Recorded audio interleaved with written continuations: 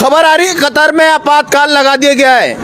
भारत के 28 राज्यों में उत्तराखंड के प्रमुख शहर राजधानी इवनिंग न्यूज में आप सभी का स्वागत। आज पूरे भारतवर्ष में होली का त्योहार धूमधाम से रंगों के साथ मनाया जा रहा है, तो दुर्भाग्य से मिडिल ईस्ट में खून की होली खेली जा रही है, वो भी पिछले 5 दिनों से नॉन स्टॉप। जी हाँ, फिलहाल भारत के उत्तराखंड, हिमाचल, यूपी, बिहार, दिल्ली, हरियाणा, पंजाब, चंडीगढ़, बंगाल, महाराष्ट्र, असम, केरल, तमिलनाडु, कर्नाटक में धूमधाम से लोगों ने एक दूसरे पर गालों पर अबीर गुलाल लगाया, गले मिठाई खिलाई, फिल्मों पर डांस किया, किसी ने सोसाइटी में मनाया तो किसी ने बैंकेट में तो किसी ने गली मोहल्लों में। इस बीच सैकड़ों लोगों ने, खबर संसार की टीम ने अलग अलग जगह देखा। ज़्यादातर लोग मामले में स्कूटी से लुढ़कते पुढ़कते देखे गए। कोई आगे पीछे देखे बिना कट मार रहा था तो कोई बिना इंडिकेटर के।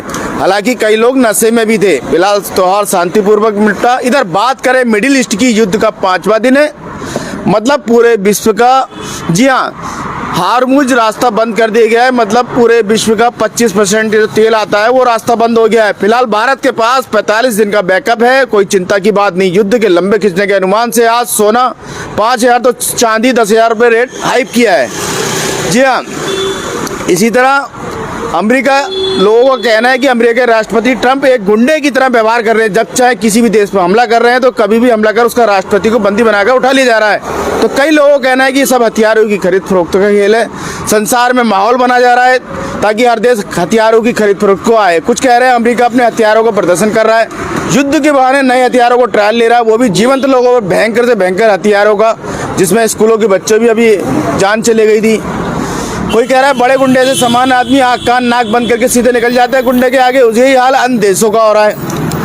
लाइव प्रसारण की मांग आम आदमी पार्टी के अरविंद केजरीवाल द्वारा। जी, उन्होंने कहा 2022 में विधानसभा परिसर में ब्रिटिश काल के फांसी दर के उद्घाटन के संबंध में शुक्रवार को दिल्ली विधानसभा की विशेषाधिकार समिति के समक्ष पेश होंगे। समिति के अध्यक्ष को लिखे पत्र में केजरीवाल ने लिखा है, मेरी उपस्थिति मेरे कानूनी संवैधानिक अधिकारों, उपायों, आपत्तियों और दलीलों पर प्रभाव डाले बिना जो सभी स्पष्ट रूप से सुरक्षित है, पारदर्शिता और सार्वजनिक जवाबदेही के हित में मेरा अनुरोध है इस मामले का लाइव प्रसारण किया जाए। जी हाँ, केजरीवाल ने बाकायदा लेटर लिखा है। होली से पहले कानून व्यवस्था बनाए रखने के लिए ऑपरेशन आघट 4.0 दिल्ली पुलिस ने मंगलवार को चलाया। 204 लोगों को गिरफ्तार किया है। 997 अन्य को एहतियातन रूप से अरेस्ट किया गया है। दक्षिणी रेंज के पुलिस आयुक्त संजय जैन ने बताया, अवैध शराब और नशीली दवाओं की बिक्री में शामिल लोगों के खिलाफ लक्षित जांच की गई और संभावित उपद्रवियों को विशेष रूप से जांच की गई। अब आपको ट्यूलिप जैसे गार्डन देखने के लिए कश्मीर जाने की जरूरत नहीं, दिल्ली में भी आप इसका आनंद ले सकते हैं। जी हाँ, दिल्ली मुख्यमंत्री रेखा गुप्ता ने मंगलवार को कनॉट प्लेस के सेंट्रल पार्क में 4 दिवसीय पुष्प महोत्सव का उद्घाटन किया। उन्होंने ये बात कही, उन्होंने कहा 48 विभिन्न किस्मों में 15,500 से अधिक फूल आगंतुकों का स्वागत करेंगे। सीएम रेखा गुप्ता ने कहा, पहले लोग ट्यूलिप देखने के लिए कश्मीर जाते थे, लेकिन अब राजधानी में ही ट्यूलिप और विभिन्न प्रकार के फूलों का आनंद ले सकते हैं। उन्होंने इस आयोजन को सेल्फी महोत्सव और आगंतुकों के लिए एक प्रमुख आकर्षण बताया।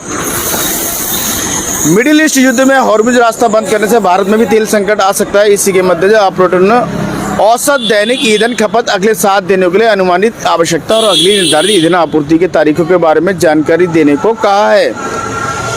खासकर सरकारी स्वामित्व वाली भारतीय विमानपत्तन प्राधिकरण यानी AAI ने देश के सभी अंतर्राष्ट्रीय हवाई अड्डे संचालकों से पश्चिमी एशिया में बढ़ते संकट के मद्देनजर उपलब्ध ईंधन भंडार के साथ साथ अगले 7 दिनों के लिए अनुमानित आवश्यकताओं का विवरण प्रदान करने को कहा है, ताकि अपना एनालिसिस वो कर सके। महाराष्ट्र में MBA द्वारा यानी महाविकास अघाड़ी द्वारा शरद पवार को राज्यसभा से भेजने के संकेत मिल रहे हैं। पूर्व शिवसेना के आदित्यनाथ ठाकरे ने कहा था, मतलब 2 दिन पहले, कि हमारा ऐसा कोई नहीं है, तीनों पार्टियां, कांग्रेस है, राष्ट्रवादी कांग्रेस पार्टी है और शिवसेना के बीच लगातार बातचीत जारी है, ऐसा उन्होंने कहा था। अपनी पार्टी के उम्मीदवार के लिए राज्यसभा सीट का नामांकन का दावा भी जताया था। राज्यसभा सीटों को लेकर बातचीत में कोई गतिरोध नहीं है, ऐसा उन्होंने कहा था। फिलहाल सभी दल एक दूसरे से संपर्क में। हमने आगामी राज्यसभा सीट पर अपना दावा पेश किया है, क्योंकि संख्यात्मक रूप से MBA के लिए निर्धारित रोटेशन नीति के अनुसार इस सीट पर शिवसेना UBT को चुनाव लड़ना चाहिए। इधर कम्युनिस्ट पार्टी ऑफ इंडिया मार्क्सवादी CPI-M के वरिष्ठ नेता और केरल के पूर्व मंत्री जी सुधाकर ने बुधवार को उस पार्टी से नाता तोड़ने का संकेत दिया। उस पार्टी जिसकी उन्होंने 63 वर्षों तक सदस्य के रूप में सेवा करी। फेसबुक पोस्ट में सुधाकर ने कहा, उन्होंने सदस्य जांच पार्टी के भीतर होने वाली वार्षिक प्रक्रिया के लिए आवेदन नहीं किया है। क्योंकि उन्हें लगा कि पार्टी के राज और जिला अलाप्पा नेतृत्व में उन्हें तिरस्कृत और उपहासित किया है। कन्नूर न्यायिक प्रथम श्रेणी के मजिस्ट्रेट न्यायालय ने मंगलवार को केरल छात्र संघ के कार्यकर्ताओं की जमानत याचिका खारिज कर दी, जिन्हें 25 फरवरी को कन्नूर रेलवे स्टेशन पर विरोध प्रदर्शन के कारण स्वास्थ्य मंत्री बीना जॉर्ज और कथित हमले के संबंध में हिरासत में लिया गया। दोनों पक्षों की विस्तृत दलील सुनने के बाद अदालत ने अर्जी खारिज कर दी। आरोपी को 5 मार्च से फिर अदालत में पेश किया जाएगा।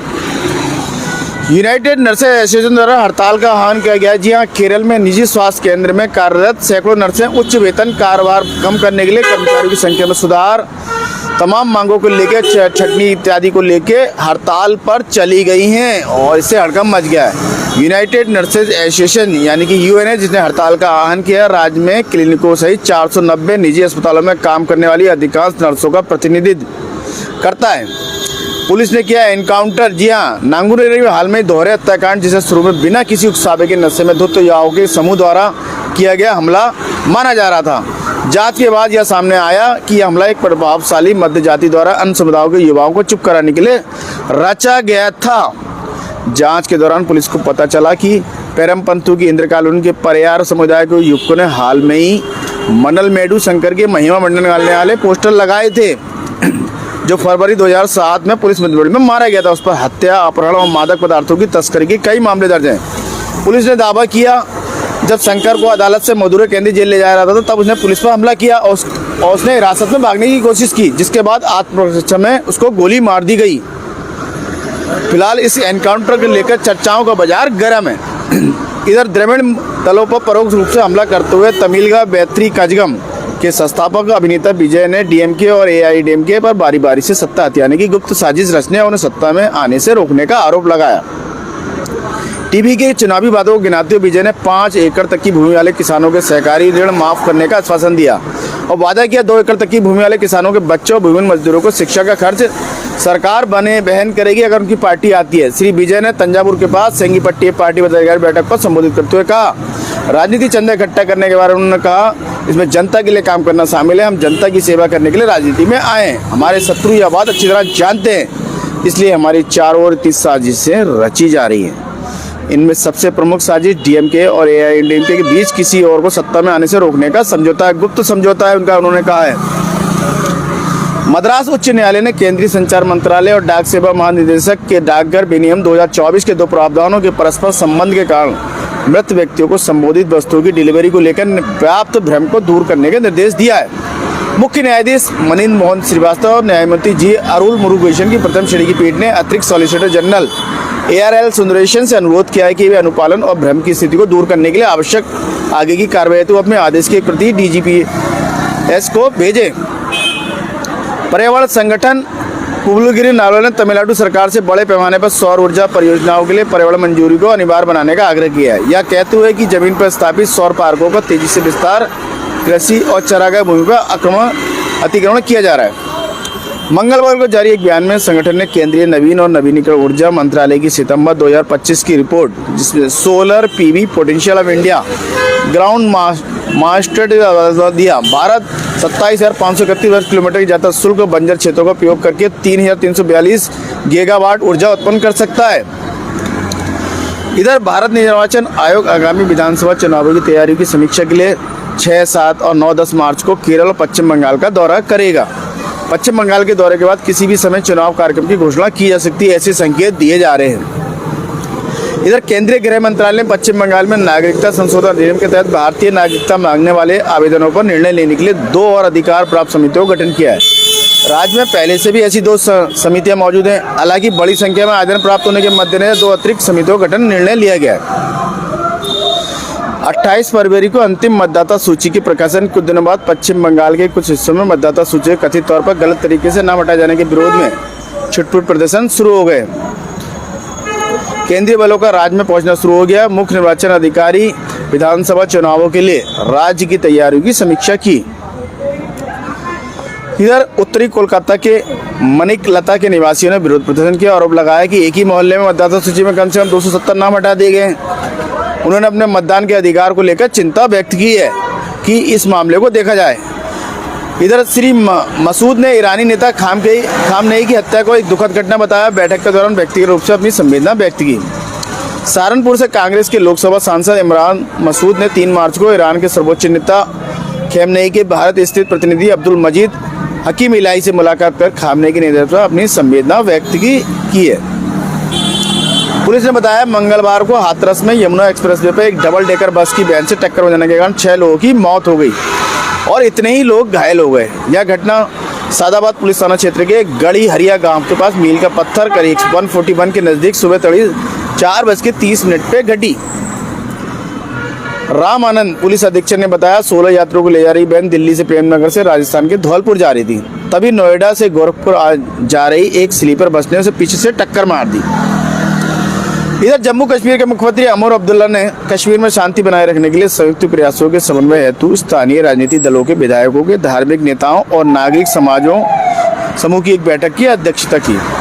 इस बीच पीपुल्स डेमोक्रेटिक पार्टी के अध्यक्ष महबूब मुफ्ती ने तेहरान में ईरानी सर्वोच्च नेता अयातुल्ला खामनेई और उनके परिवार के सदस्यों की हत्या अपनी पार्टी का विरोध दर्ज कराने के लिए अमेरिकी राष्ट्रपति डोनाल्ड ट्रंप और इजरायली प्रधानमंत्री बेंजामिन नेताओं की तस्वीरें जला दी। दिल्ली में भी इसी तरह का आज विरोध हुआ है। पीडीपी अध्यक्ष महबूब मुफ्ती ने बुधवार को कहा कि ईरान के खिलाफ अमेरिका इजरायल की आक्रामकता पर भारत की चुप्पी इसकी समस्या पर है, क्योंकि परमाणु परीक्षणों के लिए नई दिल्ली पर प्रतिबंध लगाए जाने के समय केवल तेहरान ही उसके साथ खड़ा था। पूर्व मुख्यमंत्री ने कहा, पत्रकारों से कहा, मुझे समझ में नहीं आता कि हम एक लोकतांत्रिक देश हैं, लेकिन ना तो हमारे देश के नेतृत्व ने इसकी निंदा की और ना ही वहाँ के लोगों ने समझा और ना यहाँ के जम्मू कश्मीर में ऐसा किया है। तो साथियों, तो आपको खबरें अपडेट रही होंगी ऐसी उम्मीद है। इसी के साथ मैं मनोज आर्य, खबर संसार के लिए। जय हिंद।